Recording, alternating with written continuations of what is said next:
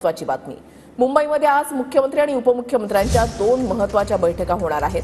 फडणवीस आणि शिंदेंची दुपारी बैठक होणार आहे। पालकमंत्री पदावर या बैठकीमध्ये चर्चा होणार का हे पाहणं महत्त्वाचं असेल। उपमुख्यमंत्री शिंदे आणि अजित पवारांचीही आज महत्त्वाची बैठक होणार आहे।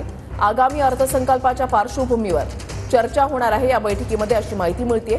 आज मंत्रालयामध्ये दुपारी 12:30 ते 2 वाजेदरम्यान बैठक होणार आहे।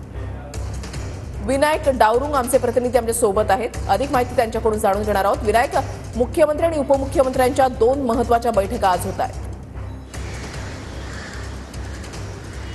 रुशाली बरोबर आहे, दोन महत्त्वाच्या बैठका आहेत। पहिली बैठक आपण जर पाहिलं तर अर्थमंत्री उपमुख्यमंत्री अजित पवार आणि उपमुख्यमंत्री एकनाथ शिंदे यांची एक बैठक जी आहे ती पहिली मंत्रालयात पार पडणार आहे। आर्थिक बजेट जे आहे ते मांडलं जाणार आहे सरकारचं, त्याआधी नियोजनाची ही बैठक जी आहे ती मंत्रालयात घेण्यात येणार आहे। तर दुसरीकडे दुसरी बैठक आपण जर पाहिलं तर मुंबईच्या विषयावरती मुख्यमंत्री देवेंद्र फडणवीस आणि उपमुख्यमंत्री एकनाथ शिंदे यांची 2:30 वाजता सह्याद्री अतिथीगृहात बैठक जी आहे ती पार पडणार आहे। त्यामुळे ह्या दोन बैठका ज्या आहेत ते महत्त्वपूर्ण मानले जात आहेत।